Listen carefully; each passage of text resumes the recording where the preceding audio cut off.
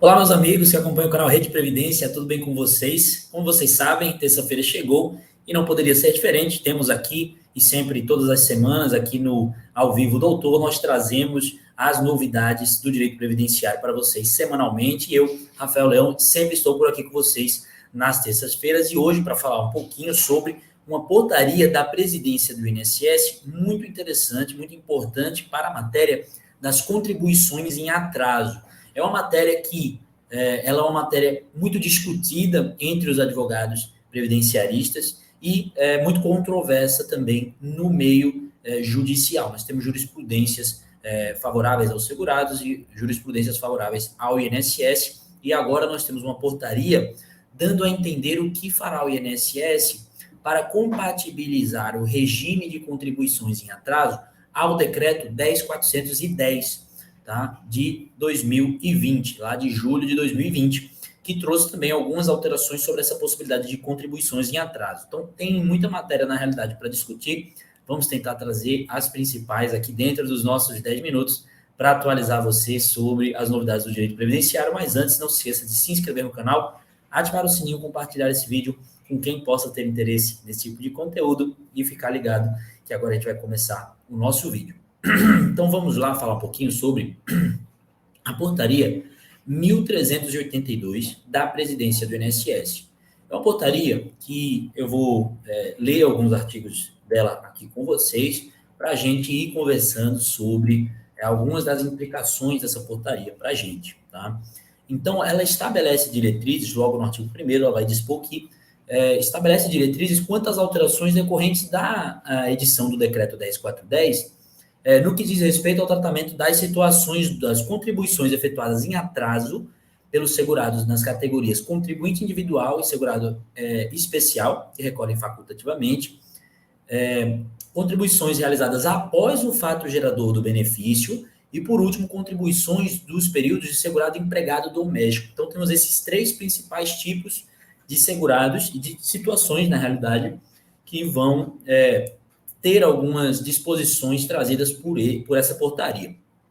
Então, primeiramente, aqui sobre o contribuinte individual, no artigo 2º, nós temos que os requerimentos de benefícios tiverem recolhimento efetuado pelos contribuintes individual que exerce atividade por conta própria, pelo segurado especial que tenha contribuído facultativamente ou pelo microempreendedor individual, de que traz os artigos, observar o disposto nas seções, considera-se presumido, esse aqui é o parágrafo 1º do artigo 2º, o recolhimento das contribuições do contribuinte individual, prestador de pessoa jurídica, a partir da competência de abril de 2023, em virtude da medida provisória que foi convertida na Lei 10.666.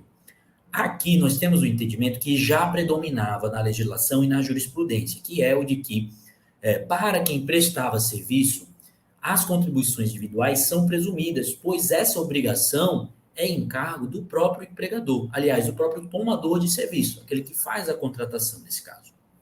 Então, nessas ocasiões, existia, em geral, já essa presunção de que essas contribuições foram realizadas, tá? E não pode ser o segurado prejudicado nesse sentido. Inclusive, esse o teor do enunciado número 2 do Conselho de Recursos da Previdência Social, impossibilitando que haja prejuízo ao segurado pelo não recolhimento de contribuições, né? Bom, vamos passar agora para o cômputo das contribuições em atraso para fins de carência. Lembrando que a jurisprudência predominante na TNU, em geral, nos tribunais, é o de que apenas podem ser computadas para fins de tempo de contribuição e não para carência as contribuições em atraso. Então, para os segurados elencados no artigo 2º, contribuinte individual, né? A contribuição recolhida com atraso após a perda da qualidade de segurado não será computada nem mesmo para carência, tá? Mesmo as contribuições, aliás, as contribuições com atraso que tenham sido feitas após a perda da qualidade de segurado não vão computar nem mesmo para carência. E antes, isso era possível. Em geral, não havia muito essa restrição quanto à perda da qualidade de segurado impossibilitar o recolhimento em atraso, né? E isso é um ponto que a própria professora Adriane Bramante já defendeu que pode ser judicializada essa questão dessas portarias do INSS, porque não há previsão legal para boa parte dessas disposições. Essa, ao meu ver, é uma delas, porque essa possibilidade da contribuição em atraso, mesmo havendo a perda da qualidade do segurado, se você demonstrar que, de fato, havia o fato gerador da contribuição previdenciária naquele momento, nós podemos considerar que o segurado está em débito com a Previdência, né? Então, ele pode pagar essa indenização e, de fato, haver o cômputo para fins de carência, né? Isso aí é uma questão que pode ser judicializada, mas, claro, a jurisprudência majoritária era de que não poderia para carência, mas que poderia para o tempo de contribuição. Vamos lá para o parágrafo 1º desse artigo 3º. Observada a necessidade do primeiro recolhimento ser efetuado em dia, serão considerados para fins de carência os recolhimentos realizados em atraso, desde que o pagamento tenha ocorrido dentro do período de manutenção da qualidade de segurado e na mesma categoria de segurado. Então, se houver ainda, se estiver aquele segurado no período de graça, ainda assim será possível a contribuição em atraso e poderá haver o cômputo da carência nesse caso, né? O cômputo da carência após a perda da qualidade do segurado reinicia-se a partir do efetivo recolhimento de nova contribuição sem atraso, tá? Então, aí a gente não tem tanta novidade nesse sentido.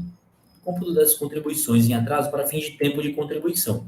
Então, para os segurados elencados no artigo 2º, e agora vamos falar de tempo de contribuição e não mais de carência.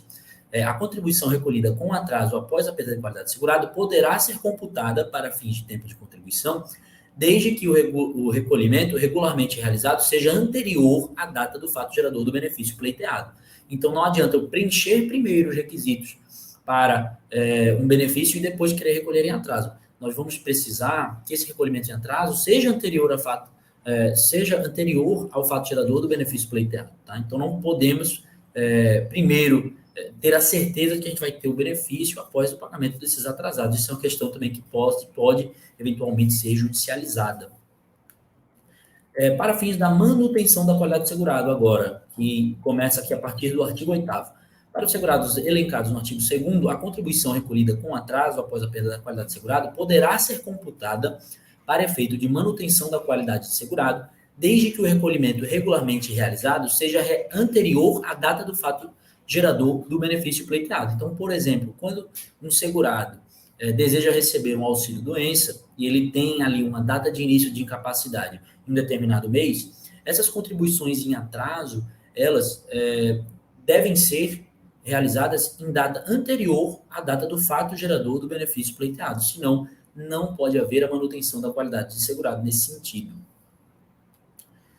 Para contribuições realizadas após o fato gerador, aí sim, nós teremos o seguinte, que traz o artigo 9º. Para fim de cômputo de carência do tempo de contribuição do período base de cálculo e da manutenção da qualidade do segurado, para esses segurados, né, dos contribuintes individuais, enfim, não deverão ser consideradas as contribuições efetuadas em atraso após o fato gerador, independente de referirem-se a competências anteriores. Aqui nós temos o principal ponto de divergência que pode ser impugnado na via judicial, né? Ao meu ver, seria possível a gente realizar essas contribuições em atraso, mesmo nos casos em que já tenha ocorrido o fato gerador, porque existe ali o débito de uma relação tributária com a Previdência Social. E como a relação tributária decorre diretamente de lei do direito público, não é possível estabelecer uma espécie de negociação, não há disposição entre as partes nesse sentido. Então, a partir do recolhimento em atraso, já poderia haver justamente os efeitos favoráveis ao segurado também nesse sentido, e não haveria um prejuízo ao déficit atuarial, ao equilíbrio atuarial, porque haveria a contribuição com a complementação e com a correção monetária. Isso tem diversos desdobramentos que a gente não vai ter tempo aqui de analisar com muita cuidado, mas agora uma disposição também importante, essa mais favorável, que é para os requerimentos de benefícios realizados a partir de 1º de julho de 2020, o período de filiação como empregado doméstico até maio de 2015, ainda que sem a comprovação do recolhimento ou sem a comprovação da primeira contribuição em dia, será reconhecido para todos os fins, desde que devidamente comprovado o vínculo laboral. Portanto, aqui nós temos uma presunção de veracidade do vínculo como empregado doméstico para os períodos anteriores a maio de 2015. Tá bom, pessoal? Então, boa notícia sobre o segurado empregado doméstico aqui nesse sentido. Não é tão difícil a prova do empregado doméstico. A gente tem uma presunção da veracidade dessas contribuições previdenciárias na categoria de empregado doméstico. Tá bom, pessoal? Então, muito obrigado. Deu para ver que esse assunto de hoje foi um assunto mais denso. Aos poucos, essa portaria vai sendo desdobrada e também nós teremos os desdobramentos na justiça, né, os regulamentos jurisprudenciais acerca desse tema. Tá bom, pessoal? Então, muito obrigado a vocês que permaneceram até o final desse vídeo. E próxima semana, terça-feira, nós voltamos com mais conteúdo para vocês. Muito obrigado a todos e até a próxima semana.